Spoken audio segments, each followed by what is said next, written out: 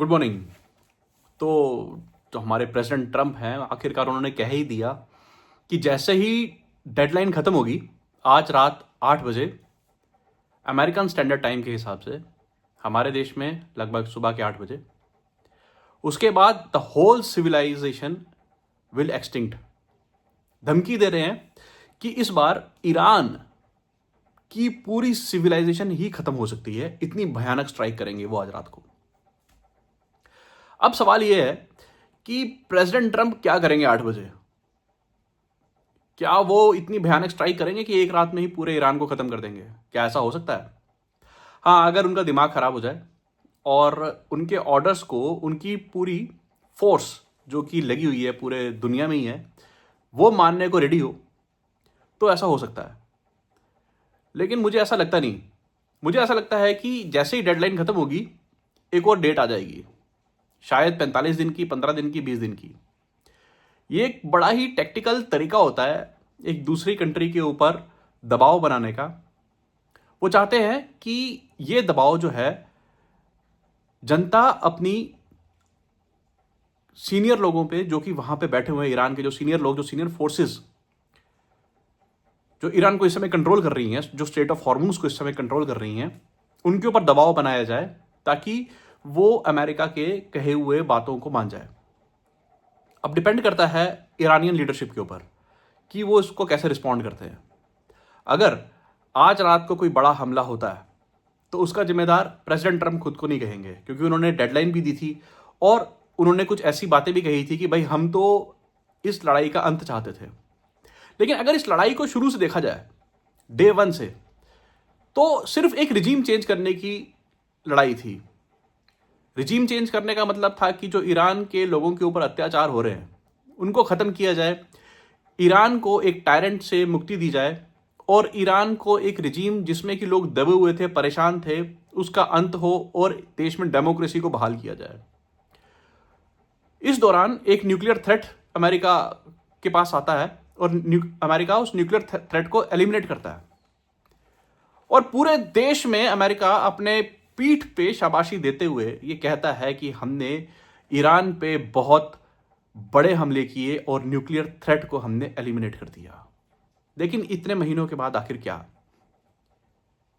आज भी लगता है हालात वहीं के वहीं हैं। सिर्फ कुछ लोग मारे गए जिनको सीनियर लीडर कहा जाता था। समस्या अमेरिका के साथ ये है कि आज उसके पास कोई भी ऑब्जेक्टिव नहीं है। किस लिए वो लड़ाई करे? आज अमेरिका की लड़ाई जो ईरान के साथ है, वो ऐसा लगता है सिर्फ स्ट्रेट ऑफ हॉर्मुज खोलने के लिए है। और ईरान ने स्ट्रेट ऑफ हॉर्मुज को यूएस प्रेसिडेंट ट्रंप का गला पकड़ के पूरा रोका हुआ है। अगर अमेरिका ये धमकी दे रहा है आज की डेट में कि वो पूरे ईरान को ही खत्म कर देगा, एक पूरी सभ्यता को ही खत्म कर देगा, तो वो पहले दिन की बात कहां गई जहां पे वो एक सिर्फ रिजीम चेंज कर रहे थे और अमेरिका की आम जनता को कुछ ऐसी चीज देना चाहते थे कि जिसके लिए हर एक इंसान यूएस की तारीफ करता। आज पूरी सभ्यता को खत्म करने की धमकी दी जा रही है कि हम एक पूरी सभ्यता खत्म कर देंगे अगर हमारी बात नहीं मानी गई तो। इसी पे एक न्यूज है कि यूएस के जो लॉ मेकर हैं, जो कानून के संरक्षक हैं, वो यूएस में अमेंडमेंट 25 की अपील कर रहे हैं। अमेंडमेंट 25 अगर उसकी अपील होती है तो यूएस के प्रेसिडेंट को उसकी पोजीशन से नीचे उतारा जा सकता है। अमेंडमेंट 25 क्या है? ये तब लागू की जाती है जब ऐसा लगता है कि प्रेसिडेंट अब शासन करने के या लीडरशिप करने के हालात में नहीं है। तो यूएस के अंदर प्रेसिडेंट ट्रंप को उतारने की पूरी कोशिश होना शुरू हो गई है।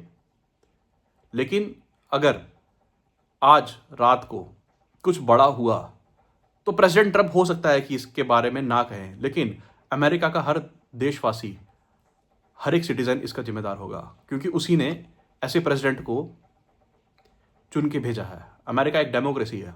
आज जो भी कर रहा है वो उसके प्रेसिडेंट को ही हम दोषी नहीं दे सकते। अगर आज दुनिया में कुछ बुरा होता है तो बाकी लोग तो गलत हैं, लेकिन अमेरिकन सिटीजन्स भी उतने ही रिस्पॉन्सिबल हैं जितना कि मिस्टर ट्रंप। अगर सिर्फ अपनी खुंदक निकालने के लिए अगर सिर्फ अपनी लालच को पूरा करने के लिए और किसी देश के ऊपर कंट्रोल करने के लिए ही अटैक किया जाता है और उसकी आम जनता को भी यह धमकाया जाता है कि हम तुम्हें मार देंगे, तो फिर एक गली के गुंडे में या एक बड़े गुंडे में और एक देश में क्या फर्क रह जाएगा? आज ऐसा लगा कि एक प्रेसिडेंट, एक देश का टॉप मोस्ट लीडर, एक बदमाश, एक गुंडे की भाषा बोल रहा है। और सचमुच में ऐसा पहले भी था, लेकिन ऐसा सिर्फ चर्चाओं में था। आज सामने खुल के बात आ रही है। तो लेट अस सी अगले 8 घंटे में क्या होता है। 8 PM अमेरिकन स्टैंडर्ड टाइम के हिसाब से मेरे को लगता है कि इतना दम तो नहीं है कि एक पूरी सभ्यता को ही खत्म किया जाए, लेकिन ऐसा कहना और ऐसा धमकाना किसी देश को भी ठीक नहीं है।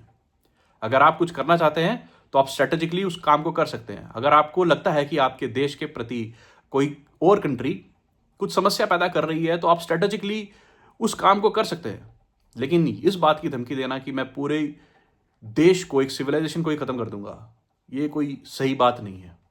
और ये साफ दिखाता है प्रेसिडेंट ट्रंप के दिमाग के हालात और उनके साथ जो लोग काम कर रहे हैं वो किस तरह के लोग हैं और दुनिया में कैसे हालात चल रहे हैं।